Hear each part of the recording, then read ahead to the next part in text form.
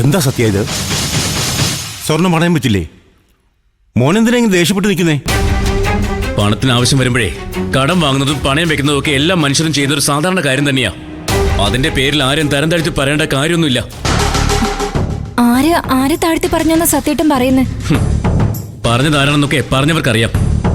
വീട്ടിൽ വന്ന് സ്വർണം തരാമെന്ന് പറഞ്ഞതിന് 100 ന്യായങ്ങൾ പറഞ്ഞിട്ട് അവിടെ വന്ന് ഇന്ദ്രയുടെ തരം താഴ്ത്തി സംസാരിച്ചതേ അതൊട്ടും ശരിയായില്ല. ഇന്ദ്രയുടെ വേണ്ടിയാണ് പണയം വെക്കുന്നതെന്ന് ഞാൻ പറഞ്ഞില്ല ഇവിടെ അറിഞ്ഞത്. എന്നിട്ട് വീട്ടിൽ വന്ന് ഇന്ദ്രയുടെ ഇടിച്ചു താഴ്ത്തി സംസാരിക്കുന്നത് അതെനിക്ക് എങ്ങനെ അംഗീകരിക്കാൻ പറ്റും? മോൻ എന്തൊക്കെയാ പറയുന്നേ? സുധേട്ടൻ അവിടെ വന്ന് ഇന്ദ്രനെ കുറിച്ച് മോശമായിട്ട് സംസാരിച്ചെന്നോ? എന്റെ അച്ഛൻ ഒരിക്കലും അങ്ങനെ ചെയ്യില്ലെന്ന് എനിക്ക് നല്ല വിശ്വാസമുണ്ട്. അപ്പൊ ഞാൻ നുണ പറയുന്നതാണോ നീ പറഞ്ഞു വരുന്നത്? അവിടെ ആരെ നുണ പറയുന്നതെന്നും കുഴപ്പങ്ങൾ ഉണ്ടാക്കുന്നതെന്നും എന്നേക്കാൾ നന്നായിട്ട് സത്യേട്ടൻ അറിയാം. ആരെങ്കിലും എന്തെങ്കിലുമൊക്കെ പറയുന്ന കേട്ട് ഇവിടെ വന്ന് ഇങ്ങനെയൊക്കെ പറയാൻ എങ്ങനെ സാധിക്കുന്നു സത്യേട്ടന്? അച്ഛൻ അങ്ങനെ എന്തെങ്കിലും പറയുന്നത് സത്യേട്ടൻ നേരിട്ട് കേട്ടോ? ഇല്ല, ഞാൻ കേട്ടില്ല. പറഞ്ഞു കേട്ട അറിവേ എനിക്കുള്ളൂ. അല്ലാതെ എന്റെ കയ്യിൽ തെളിവുകളോ കാര്യങ്ങളോ ഒന്നുമില്ല. നീ എന്റെ അമ്മയെ കുറ്റം പറഞ്ഞാണല്ലോ. ആശുപത്രിയിൽ എന്റെ അമ്മ അഭിനയിച്ചതാണെന്ന് നീ പറഞ്ഞില്ലേ? അത് തെളിയിക്കാൻ നിന്റെ കയ്യിൽ തെളിവുകളൊന്നുമില്ലല്ലോ. നിങ്ങൾ വെറുതെ ഓരോന്ന് പറഞ്ഞ് വഴക്കുണ്ടാക്കാൻ നിൽക്കണ്ട. ഞാൻ സുശീലയോട് ഒന്നും പറഞ്ഞിട്ടില്ല സത്യ.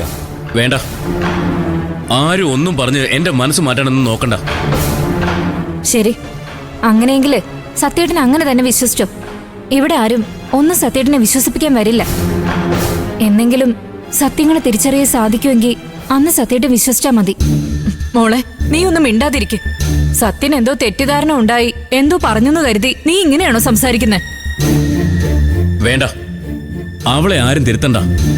എനിക്കറിയാവുന്ന കാര്യങ്ങളും ഞാൻ മനസ്സിലാക്കിയ കാര്യങ്ങളാണ് പറഞ്ഞത്. എന്റെ ഏട്ടന് വില കൊടുക്കാത്തവരെ എനിക്കും അംഗീകരിക്കാൻ ബുദ്ധിമുട്ടുണ്ട്. ഇനി ഇതിന്റെ പേരിൽ ഇവിടെ നിന്ന് തർക്കിച്ച് ജയിക്കാനൊന്നും ഞാനില്ല. അതിനുവേണ്ടി ആരും ശ്രമിക്കുകയും വേണ്ട.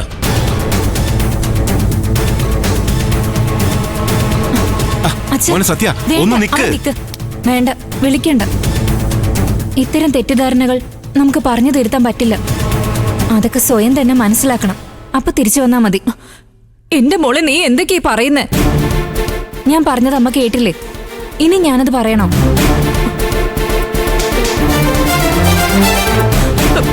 എന്റെ ദൈവമേ, എന്തൊക്കെ ഇവിടെ നടക്കുന്നേ?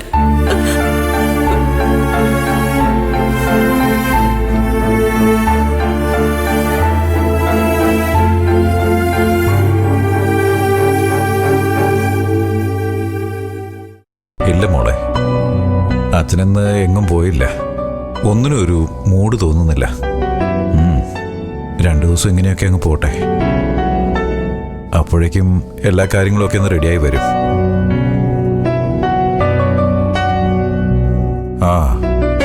ഇന്നലെയൊക്കെ അമ്മ വലിയ പ്രശ്നമായിരുന്നു. ഇന്നിപ്പോ ഒരുവിധം ഓക്കെ ആയി വരുന്നുണ്ട്. മനുഷ്യനായ ഏത് പ്രതിസന്ധിയെയും അതിജീവിച്ചാലേ പറ്റൂ.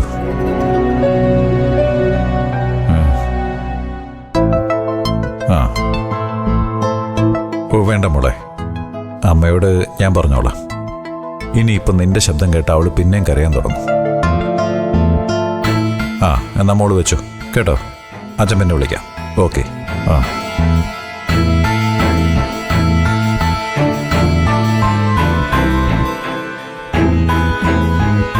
സച്ചേട്ടാ, അവൾ എപ്പോഴാ തിരിച്ചെത്തുന്നത്?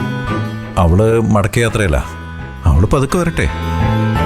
ഇനി അവളും കൂടെ ഇവിടെ വന്ന് സങ്കടപ്പെട്ടിരുന്നിട്ട് വല്ല കാര്യമുണ്ടോ? സച്ചി സാറേ,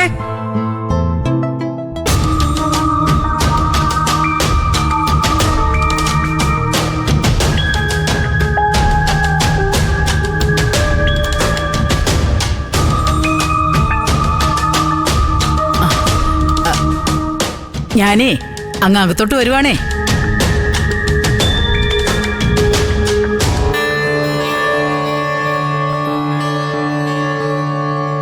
അല്ല, രണ്ടുപേരും ഇവിടെ വിഷമിച്ചിരിക്കുകയാണെന്ന് എനിക്കറിയാം. എന്നെ കണ്ട നിങ്ങൾക്ക് ഇഷ്ടപ്പെടില്ലെന്നും എനിക്കറിയാം. പക്ഷേ എന്റെ മകൻ സത്യൻ എന്നെ വീട്ടിലിരുത്തി പൊറപ്പിക്കുന്നില്ല സാറേ. സാർ അതിനുശേഷം ഓഫീസിലേക്കൊന്നും പോയിട്ടില്ലെന്ന് അവൻ എങ്ങനെയോ അറിഞ്ഞെന്ന് തോന്നുന്നു. അതിൽ അവനും വലിയ വിഷമമുണ്ട് സാറേ.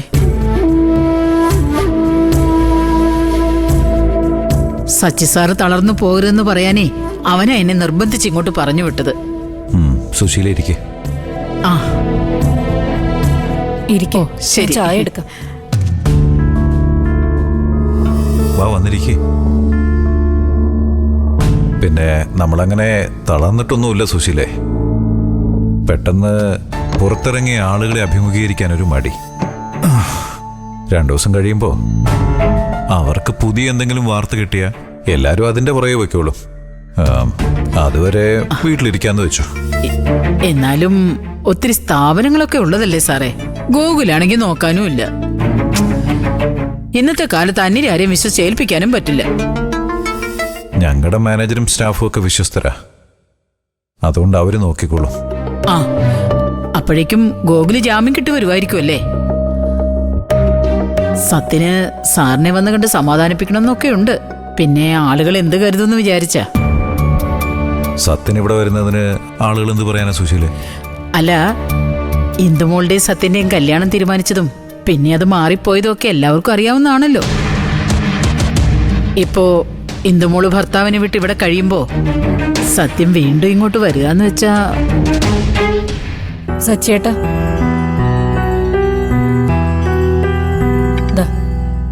ഇപ്പൊ എന്തായാലും ഇന്ദുമോൾ ഇവിടെ ഇല്ലല്ലോ സുശീലേച്ചി. അവളെന്റെ അനിയത്തി സുമയുടെ കുടുംബത്തിന്റെ കൂടെ ഒരു യാത്രയില്ല. ഓ ആണോ?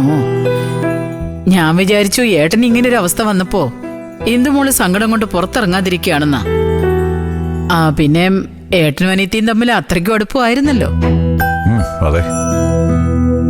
ഒരു കണക്കിന് അവൻ ജയിലിൽ പോകുമ്പോ അവളിവിടെ ഇല്ലാതിരുന്നത് നന്നായി. ഒന്നും അവൾക്ക് നേരിൽ കാണേണ്ടി വന്നില്ലല്ലോ. എന്നാലും അവള് വലിയ സങ്കടത്തിൽ തന്നെയാ. തിരിച്ചു വന്നാലറിയാം എന്തൊക്കെ കാട്ടിക്കൂട്ടുമെന്ന്. അല്ല, മോള് വരുമ്പോഴേക്കും ഗോകുലിനെ ജാമ്യത്തിലിറക്കാൻ പറ്റില്ലേ സാറേ? ഗോകുലിനെ നേരിക്കണ്ട അവക്ക് അത്രയ്ക്ക് സങ്കടം തോന്നത്തില്ല. അതെ, എത്രയും വേഗം നമ്മുടെ മോനെ ജയിലിൽ നിന്ന് പുറത്തിറക്കണം സച്ചേട്ടാ. അതാരെങ്കിലും എന്നോട് പ്രത്യേകിച്ച് ഇങ്ങനെ പറയണോ സഹോദരി? അവനെ എത്രയും വേഗം വെളിയിലിറക്കാനുള്ള എല്ലാ ശ്രമവും നടക്കുന്നുണ്ട്. എന്തായാലും നാളെയെങ്കിലും സച്ചി സാറ് പുറത്തോട്ടൊക്കെ ഒന്ന് ഇറങ്ങണം. ഇല്ലെങ്കിൽ നമ്മൾ എന്തോ കുറ്റം ചെയ്തെന്ന് ആൾക്കാരൊക്കെ കരുതും. നാളെ രാവിലെ സാറിനെയും കുട്ടി അമ്പലത്തിൽ പോയി മോന്റെ പേരിൽ ഒരു ശത്രുസംഹാര പൂജ കഴിപ്പിക്കും. അതോടെ എല്ലാത്തിനും ഒരു പരിഹാരം ഉണ്ടാവും. ഞാൻ മനസ്സിൽ വിചാരിച്ച കാര്യം തന്നെയാ ഇപ്പൊ സുശീലേച്ചി പറഞ്ഞത്.